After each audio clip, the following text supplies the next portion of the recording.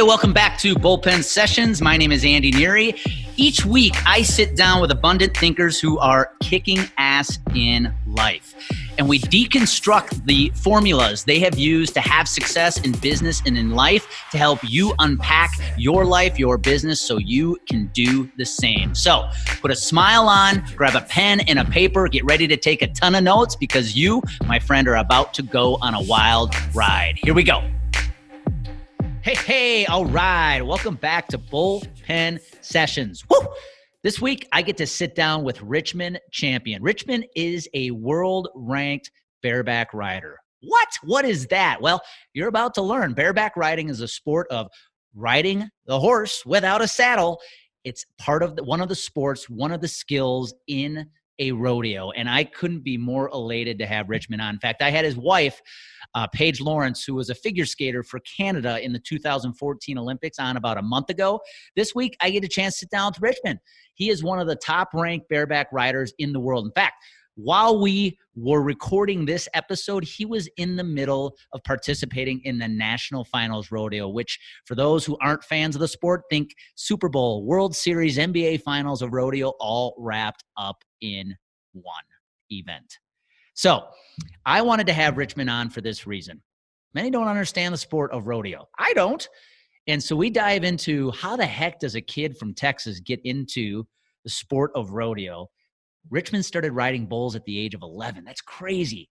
And then we talk about what it takes mentally and physically for an athlete in rodeo to play, to ride to his or her peak performance. And again, we're catching Richmond right in the middle of the biggest event of the year, so couldn't have been a better time to have this conversation. And, you know, for those out there thinking, man, you have to be crazy to ride a bull, ride a horse, you're not totally wrong there. So we talk about what it takes mentally to wake up every day knowing you could draw that horse that everybody fears, just like Richmond did a few days ago in the National Finals Rodeo. So I am so excited to bring Richmond to you. As I've been sharing with you, I am pivoting the podcast.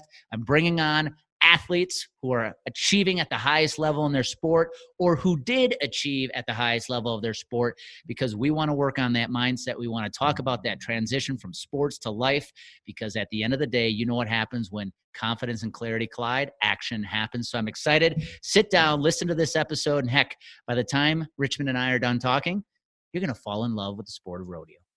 Here we go. Shift your mindset. All right. This one is going to be super exciting, guys. This week, I get to have, for the first time in Bullpen Session podcast history, a professional bareback rider on. Richmond Champion. Welcome to Bullpen Sessions, man. Hey, thanks for having me. No, this is going to be one of, I think, one of the more exciting interviews I've done. And it's going to be really, really good conversation. And like I told you offline, Richmond, this is very few times do I get to interview an athlete who is currently playing their sport, but not only currently playing their sport, actually in the middle of a competition. Because you're down in Texas right now at the National Finals Rodeo. So let's just start there. How's it going? We're off to a good start. Today's the halfway mark, so round 5 of 10, and tonight's our what we call the TV pin. So it's the horses you dream about getting on, and so I'm really tickled and excited for tonight. That's awesome. Well, before we go, because I want to come all the way back to that and just the whole mindset and philosophy behind what it is you do. And you and I talked offline that, again, I'm a baseball guy, basketball guy, football guy, and I think most people understand if they're watching those sports on TV, like what goes into the scoring and all that. I think there's a lot of people probably still go, okay, how do you score points in bareback riding or rodeo, and what does it all mean? So we'll get into that, but let's actually start because you grew up I believe you grew up in Texas, right? Yeah. Where are you from? Yes. Yeah, I'm from everywhere. Was born in California, lived in New Mexico, Alaska for 6 years, Texas, Arizona, Washington, back to Texas. I ended up graduating high school down in the Woodlands by Houston, and then I went to college in Stevensville, Texas at Tarleton State on a rodeo scholarship. And then me and my wife, Paige, decided we wanted to head north, so now we're living out of Montana. That's awesome. And if anybody has listened to previous podcast, I had Paige on about a month ago. Paige was a Olympic figure skater for Canada. So we'll call this a very athletically gifted household here. Now, here's my question, because I think if I have my notes correctly, you started riding bulls first when you were 12, Yes. 13 years old. Again, I'm just going to ask the obvious question, man. Like most of my buddies and I, we picked up a baseball and a basketball at age 11, 12. What made you go, I want to go ride a bull? I grew up playing baseball and lacrosse and all that. And I really shifted into horses and always had a love for riding. And the PBR, professional bull riders, was really heating up about the time I was, 13. And I was like, man, I want to do that.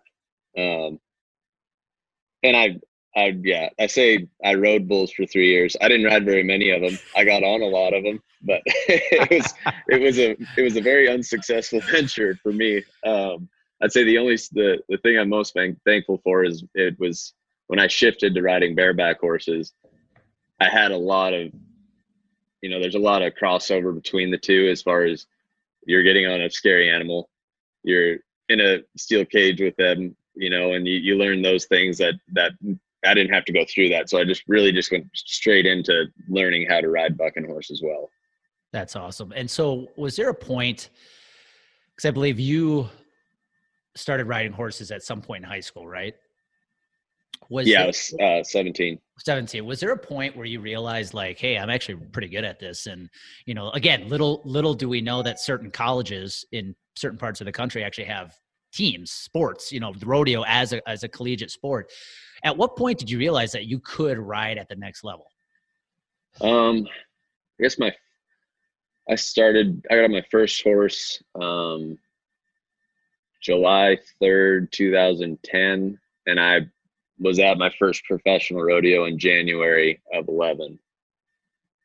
So, and I wasn't successful, but I just decided that's how I didn't want to mess around with the amateur rodeo, and I wanted to, find my way into it. And, I was college rodeoing and professional rodeoing, which we can do, because we're paying entry fees at college rodeos and stuff. So it's not like normal college sports. And yeah, just, everybody pushed me, was really supportive in the beginning, and it did come naturally to me. And, I had great mentors right off the bat, and they pushed me to, just, I don't care if you fall off. I don't care if you get on the scariest, rankest horse in the world at your first pro rodeo, just go and do it. And you'll thank yourself later. And definitely look back on that a lot.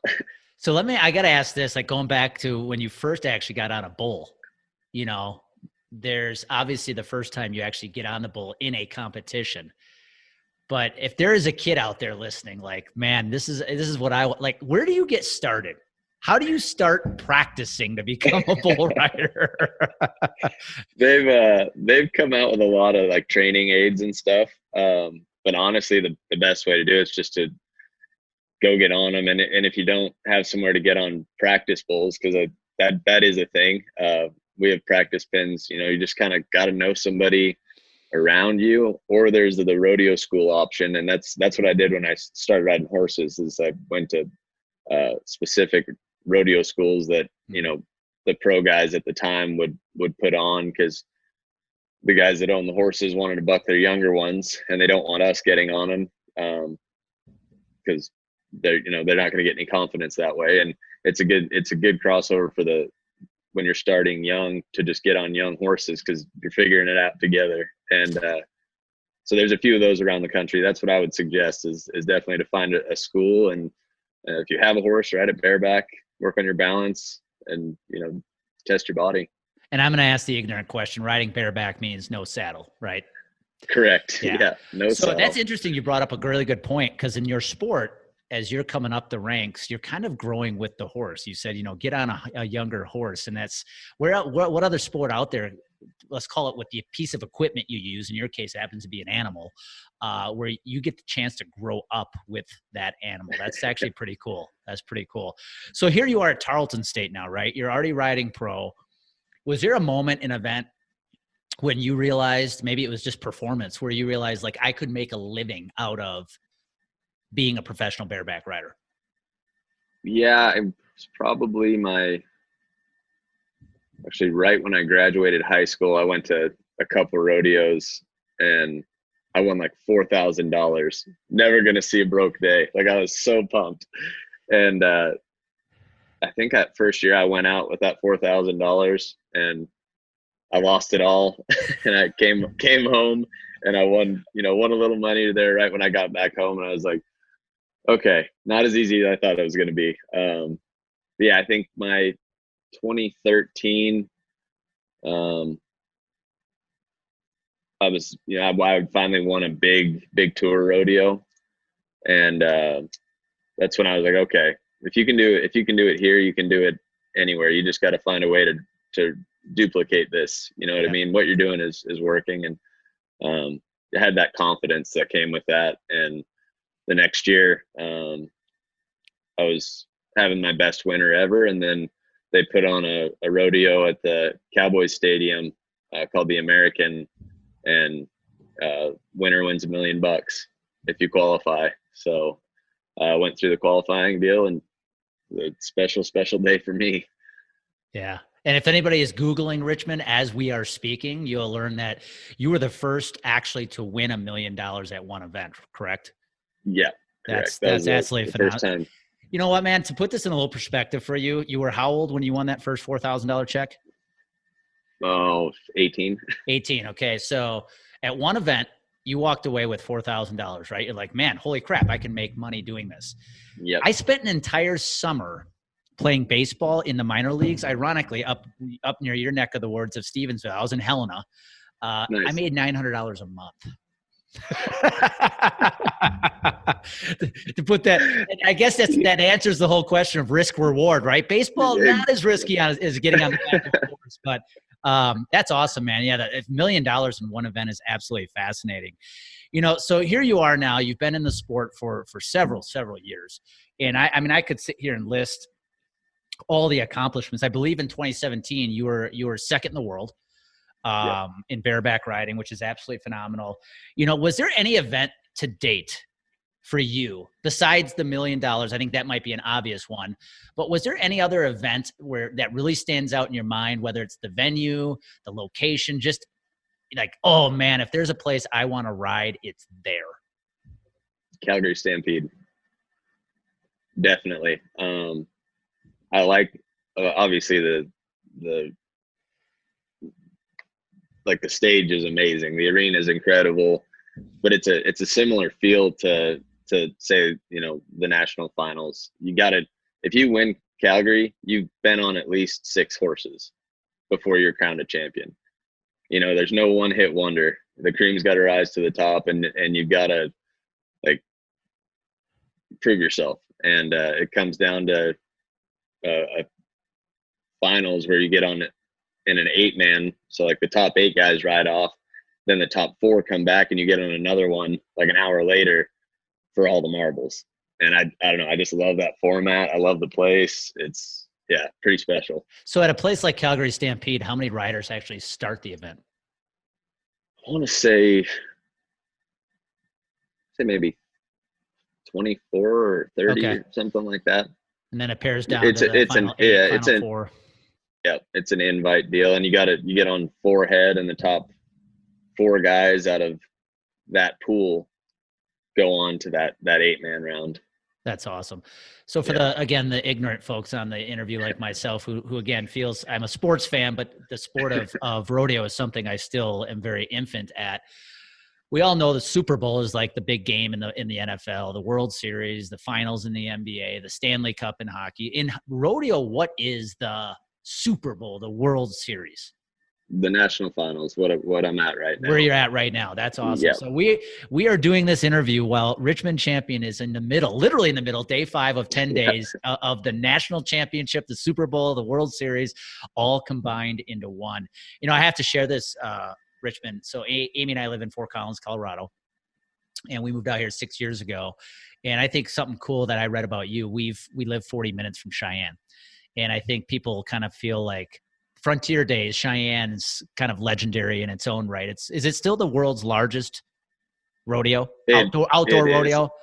Yeah, it's in the USA. I'm pretty certain it is. Yeah. It is. Okay. And so we've had a chance to go up and watch that a couple times, but you actually won Frontier Days back in 2014. Yeah. That's one of my favorite stops throughout the year.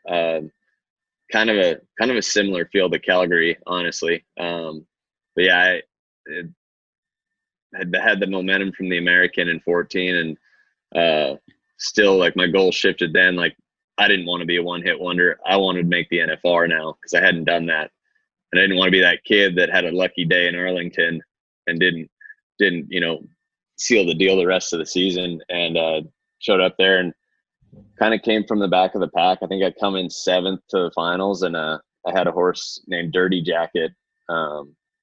He was incredible. I think he won Bucking Horse of the Year that year, and I think it was 91 points to win Cheyenne. It was unreal. I got goosebumps just thinking about it. Well, I get goosebumps thinking about it too, because would you have ridden there in 2017? Yes. So I get to say I watched you in the stands, and I, at that point, obviously had no idea who you were. For me, the experience, you and I were talking about this offline too. First of all, Wyoming is kind of like in a land of its own, which is there's a beauty about that. And when we went up there, at the beginning of every event, you and I talked about this, 4,000 people stood up, sang the national anthem with respect, and actually prayed for the riders. Where else in the country right now in 2020 do you find that happening? And for you as a rider, when that, because I'm assuming they're doing that at every major event, what is that feeling like when the national anthem's going off, the fans are praying for you? That's got to give you goosebumps? Yeah, it's awesome. I've talked to Paige about this, and I want to put on like a heart meter of, if on any random day, if I hear the national anthem, if my heart starts speeding up, because we're the first event. Usually the anthem ends and we're going bareback riding. So I wonder if I have that trigger now, because it's, I think the general respect of rodeo fans and rodeo families is, family first. God is everything. Everyone's has a really good relationship that way, whatever way they worship. And it's just a judgment-free zone. There it is. I think that's the key phrase, judgment-free zone. And it's cool to see, man. I have to admit, like, over the last decade maybe, PBR, other series have starting to get a lot of national attention on ESPN and things like that. So it's really cool to see that.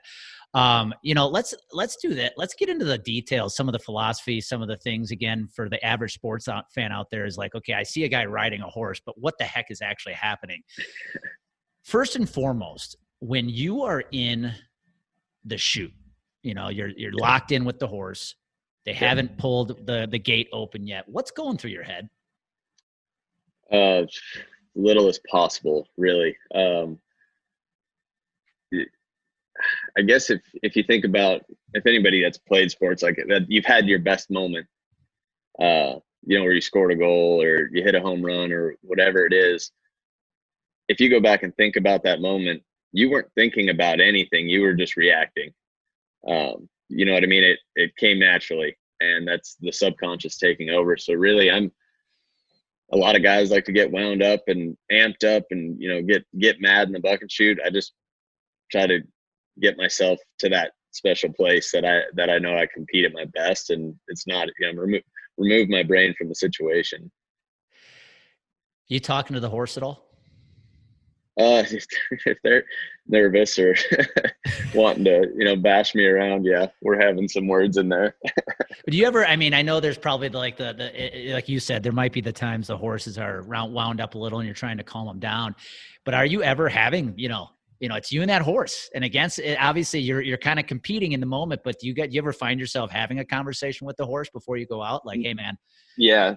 Like when I'm saddling and, I get there to, go put my rigging on him, and I'll pet him down. And especially like a horse I had yesterday, I've been on her. Yesterday was my 5th time getting on her, and I love her. She's one of my favorites. And, like, hey girl, how you been? Like, you ready to do this? I just it's silly, but yeah, I definitely do. That's odd. Here's what it reminds me of, Richmond. And this is, again, the naive sports fan of in me. The old famous Garth Brooks song, right? The Bull No Man Could Ride, Yeah, which I believe was that about Lane Frost? I believe so. Yeah. Okay. And obviously the famous bull rider Inspired by. who was killed at Cheyenne Frontier Days, I believe. Yeah.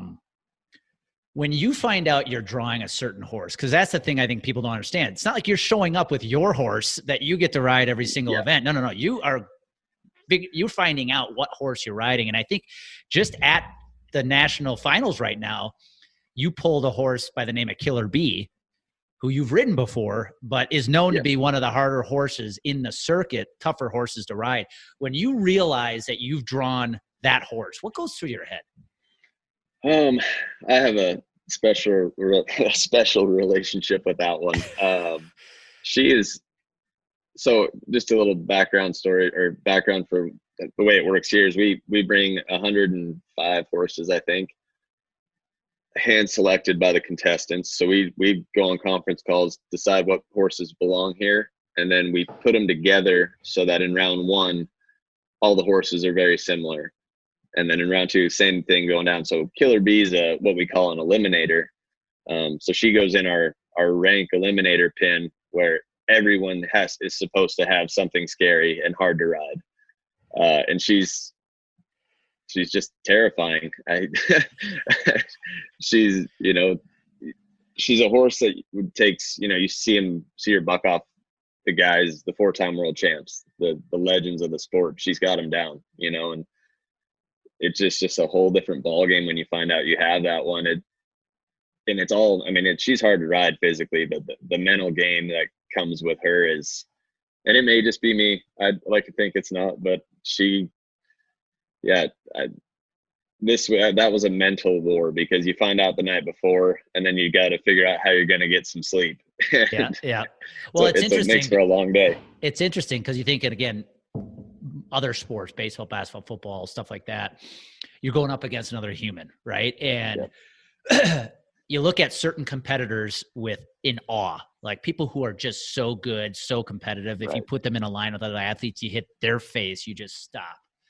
I got to believe it's a little similar. Like when you look at those horses and then you look at Killer Bee and you're like, because you realize what she's done and what her capabilities are. So let's go in the details. You talked about in Cheyenne, you needed 91 points. And I think most people have no clue how a scoring system works in rodeo. In bareback riding, how does a rider earn points? Okay. So, all Paige's friends they always try to judge my rides now that they're getting into rodeo. And so I'll get a text from like 10s across the board. I'm like, doesn't work that way, but that's Paige's sport, guys. Yeah.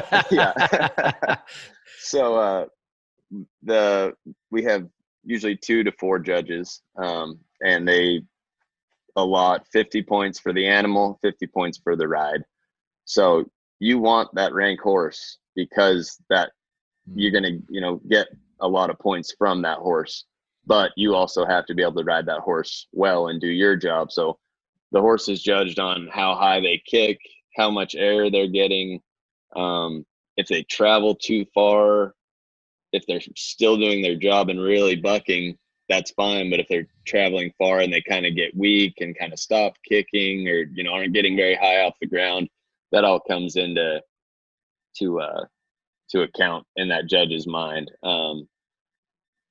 Like there's horses that'll be right there and they won't leave they could buck in a 6-foot square because they're just so electric and right in front. And those are the ones you want. They're really fun to ride. And obviously they give a big flash factor that's going to help you get more points for the animal, but they also help you to spur, expose yourself.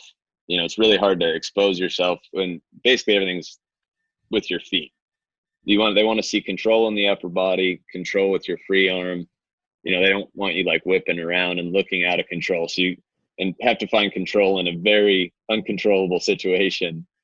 And then the spurring is everything. So if you're, pitching them to your ears and, there's the only thing touching that horse is a little bit of your butt in your hand, then you're doing it. You know what I mean? And yeah, I mean, every guy has their own style. When you start, you want to emulate the best, and you take little things from everybody, and it's really up to the judge that day. But everyone's doing the same thing, just a different way at this point. The 14 other guys in that locker room, they're studs. There's no question of if they're going to make as good or better spur ride than I am any day. But it's a judge sport. So there's going to be days where you make a great ride and they didn't like it, and that's just part of it. Well, and so I imagine the easier the horse, you may not be able to even earn 50 points from the horse side of that ride. Is that true? Right. Yeah. So that's what I was saying. I was putting these horses in pens is, like last night, for instance, was our weakest pen. And, I think average horse score is probably 19 to 20 per judge. So call it, 40 points. Yep. Whereas the horse scores in the Killer Bees round were like 47 and a half. Got it. Like, which is, it's harder. The rider scores are probably lower on the rink pin night, but you just got to get by them. What, you brought up the fact there's 14 other riders in the locker room. What's the camaraderie like in the circuit? It's the most special thing about rodeo, in my opinion. We're a family down there. We'll obviously we want to, beat each other every day, but it's, yesterday I needed to work on my equipment. I called, the number one guy in the world, Tim O'Connell. I said, hey, I flew down here. I don't have any tools. He's like, I'll bring mine to the locker room. No worries. So like, we're all here to help each other out. We, sit around, and usually on a normal year when we come to Vegas or go to Vegas, which is where the NFR normally is, we go to the back number ceremony, like the opening ceremony for the rodeo. And then we all say goodbye to our wives and we get in a limo and we go and sit down and have dinner and toast to a good week and a good year. And, it's a really special thing for us. That's really cool. Cause I can again remember being at the Cheyenne, the Frontier Days, and before the afternoon session had ended, the evening, we were actually there for a concert at this point. Yeah. So a session the rodeo had ended for the day, and we went into the adult, beer tent, and there were most of the riders, right? Having a beer, hanging out together, enjoying. I think that's so cool to see that. And I got to believe too, it's because you all know the inherent risk each and every one of you face. Absolutely. Yeah. And that's, we're all a little messed up, I think. But it's the stuff we don't talk about and we don't want to think about. Let's talk about that though, because you're in a sport where, let's face it, most people would say you're crazy. When people think of bull riding, they think of the bar downtown that has the mechanical bull riding. And, I cranked it up to 8 tonight and I stayed on. It's like, live it, play a sport where every night it's a 10. How do you get yourself mentally in position to, for example, you're at the national finals 10 nights in a row. How do you get yourself in a position mentally to be on, have your A game show up every single night? Yeah, I always tell myself every time I come here, I'm like, it's just another rodeo. It's just another, you ride 10 horses in a row all the time. You do it all summer long, all over the country. What's the difference? And I haven't figured that out, but it is different because I'm sweating right now just thinking about tonight. It's a mind game because it's the hardest place to trust what got you here, because you feel like you need to be doing more. You feel like you need to be stepping it up when you need to be trusting in what you know and what you've been able to do. And if you have a special opportunity throughout the week, trust that you're going to rise to the occasion, because it's going to do you no good to sit here and think and beat yourself up about how you're going to do this tonight. When you're getting on a bucking horse, you don't know what he's going to do. You may have an idea, but you just got to do your job and trust that you're here for a reason and you deserve to be here. And that's the answer I try to tell myself when I'm catch myself overthinking throughout the week. How much does environment play into this? And where I'm going when asking this is obviously your wife, Paige Lawrence, she's also a mindset coach, right? Does it help to have yourself constantly surrounded by, in a positive environment, surrounding yourself with positive people? Because again, the inherent risk in what you do, let's face it, 99.8% of the population in this world wouldn't do it. How much does tribe and environment matter to what you do every single night in the arena? Yeah, everything. I woke up this morning, was thinking about my horse that I have tonight, and was thinking about it too much. I was like, if it's gonna be a long day if I start this at 9 a.m. And I told Paige that, and she's like, well, what's on your mind? I said, I just feel like I haven't had my ride yet this week that I'm like, oh, I just nailed it. It's been good, but I haven't had that moment for me yet. And she said, okay, well, what are you thinking about? And I was like, everything. She's like, okay, well, you're probably overthinking it then. What's one thing you want to do tonight that's just going to be your word that you're going to focus on before you get on? And I said, lift, because what I've kicked out of my videos so far that I haven't been doing as well as I can. And she said, okay, lift it is. Forget about everything else. You're fine. And I immediately felt better. I was like, she's right. Like, you don't need to be a bareback rider to know that. And yeah, having her on my team is, I credit a lot of what I've, the success I've had and where I've been able to take my career in the last few years, just to being around her. And that, like, I don't get to make excuses, which sucks because she's a competitor and she's not going to let me. But it's definitely a big part of it. And, it's easy to get pumped up as far as location goes. Like, this is our pinnacle. So, I mean, of course there's going to be nerves, but you want them to be good ones. Yep. And when you're on that horse and that gate opens, you're riding with one hand, right? I think somebody compared to what you do is riding a jackhammer with one hand. There's got to be a sense of just going with the flow versus resisting.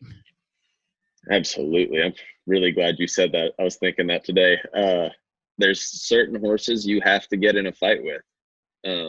You have to go with the flow and resist kind of at the same time. But your best rides are when you're using the horse and not fighting them. Mm-hmm. You're using their momentum, you're letting them help you, and you're flowing, and that's why you got to get your brain out of the way, because if you're thinking you're late and you can't be in time with them, you got to just trust what you're doing and have that, I'm just going to rock and roll with it. I'm not going to try to, overdo it. That's awesome. Well, let's finish up this interview here. This has been fun. Yeah, I've learned so much about the sport right now that I didn't know going into the interview. On a personal side, Richmond, you guys live up in Stevensville, Montana, which is outside Missoula. If anybody's never been there, it is possibly some of the most beautiful land we have in this country. One thing I love about Montana is, like, when you go there in the summer, they call it Big Sky Country, right? I remember playing there back in 2000, and like, it literally stays light until 10:30. It's just the most fascinating thing. Yep. When you're in such a high risk sport like you are, and you have to be so locked in, otherwise, you could die. Yeah. How do you then turn around and give yourself a chance to unwind personally so that you can ramp back up for the next event? Because you can't keep it up here all the time. No, definitely. I love playing golf. We keep golf clubs with us on the road, so we get an off day. We're on the golf course. And I also have, ever since moving to Montana, really got into fly fishing. Just obviously fishing is fun no matter what, but there's a mental aspect to it that, for whatever reason, I love it. And it's my new obsession. I bought a drift boat. I did the whole deal. Paige left to go work with a friend of hers on a new course she's coming up with, and she left me the 2 weeks before this, and all I have to do is work out and fish. So I was on the river every single day before this. Get my workout in, go to the river, come home, rest and repeat. But I think there's a lesson to be learned in that, though, because absolutely. When you're on a horse, like, for example, at the national finals, it's 10 nights. Let's break it down. Your actual time on a horse per event is how long? I'd say 8 to 20 seconds. I mean, by the time if you make the pickup man, and yep, just depends, but yeah, not very long. 8 to 20 seconds per event for 10 nights. And most rodeos are not 10 nights.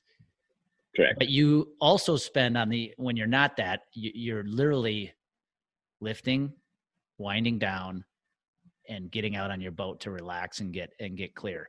The importance of that, meaning you can't stay in that frenetic state. If you try to stay amped up every single day and then go into those events, I don't think you would nearly be as well as a performer in the ring. You have to give yourself that chance to reset and recharge. Otherwise, There's no way, especially in a sport like you participate in, there's no way you could perform the job like you do. No, you'll snap. There's no way you can. Yeah. And that's, finding things throughout the day, even on the days you do ride, just to get your mind off it and try and put yourself back in that I'm on the river state just for a little while. Yep. Yeah, it's definitely a good point. Well, let's finish here, man.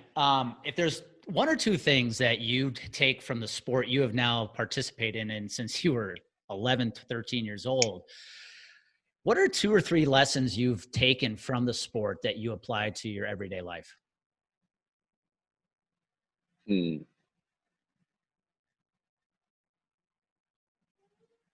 Like, I don't know, I guess how best way to put it. I think rodeo has taught me to roll with it. It's never over till it's over. You got to be flexible. Shit's not always going to go your way. You just, don't get wound up by the little things. It's all part of the process. And if you can learn to enjoy the process, you can enjoy anything. I think that's an awesome way to end that, because with what you do, getting on a horse that's objective is to buck you off and potentially do harm to you, be able to flow with it and not look at what many see as urgent or emergencies as as a big problem. You have to just look at it and say, it's not as big as I think it is. Man, I think that's got to help you so much in both the sport and how you just approach everyday life. Absolutely. Well, Richmond, let's end here, man. Like, if somebody wanted to follow you now you've got new bareback riding fans after listening to this. I love it. What are the best ways to follow you, get in touch with you? Definitely just my Instagram. I got Richmond Champion is probably the best. I have Facebook, but I'm pretty much on the IG. Awesome. Well, I really appreciate your time. I know this actual podcast will probably air after the national finals is over, but with 5 nights left to go, man, I wish you nothing but the best. As we did in Cheyenne, I pray for you for safe rides for the next 5 nights, man. Go kick some ass. And any lasting words you want to leave the audience? Oh, man, just keep grinding. All right. Appreciate it, Richmond. Hey, guys, if you're listening in, remember, take it from a bareback rider. When you get clarity, you get confidence. You need confidence to get on the back of a horse. Action happens. So go make it happen today. Hey, I just want to say thank you for taking the time to listen to this episode. If you're finding bullpen sessions to be valuable to your business and your life, do me a favor.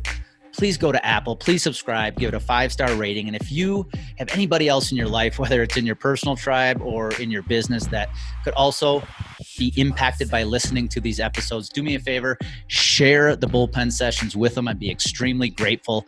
And until next time, go out, make it happen today, put a smile on your face and have some fun.